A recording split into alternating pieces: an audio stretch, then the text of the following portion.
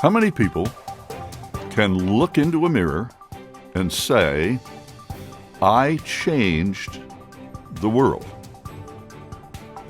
Wilbur and Orville Wright did that in 1903 with man's first controlled, powered flight. 59 seconds that changed the world.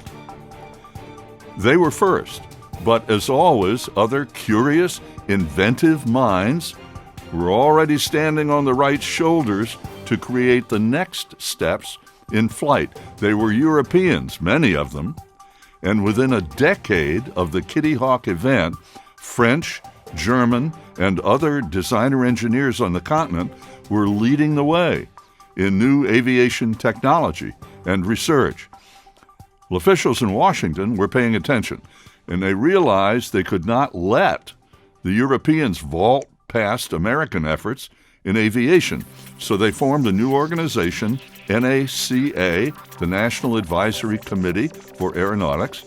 It oversaw coordinated efforts to make sure the U.S. led the way in aviation technology. And for more than 40 years, NACA did just that, guiding research from World War I right up to the supersonic age.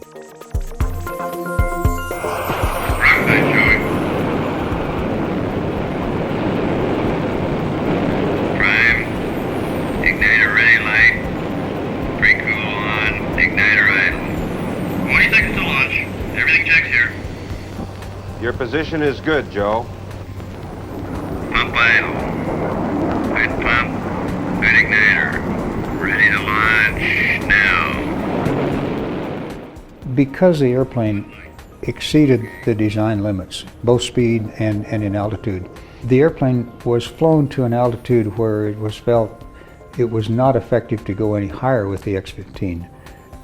The risk increased much more than what the benefits gained were going to be, and the lesson was learned. As far as speed was concerned, there was an attempt to go much faster with the X-15 than its design limit of Mach 6, and that was to add additional propellant in the form of external tanks that would be dropped off.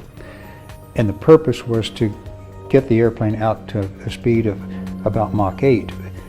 Turned out that really, with some things, very painful lessons learned, that the overlaying shock waves just increased the heating even that much more at those hypersonic speeds. And at about 6.7, the shock wave from this little dummy scramjet engine impinged on the lower ventral and literally burned it off. And it was determined that that was enough. Even trying to protect the X-15 with ablative coating didn't help.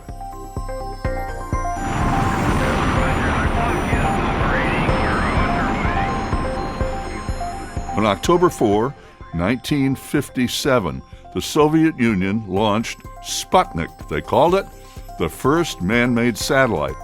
It was about the size of a big beach ball, and orbiting the Earth, all it did was beep. And that beep told the world we, the Soviet Union, beat the United States into space. Almost instantly, NACA became NASA, NASA, the National Aeronautics and Space Administration. The space race, it was called, was on. The next decade would decide which nation would win that race. Our two guests have spent their adult lives in aviation, research, and exploring space.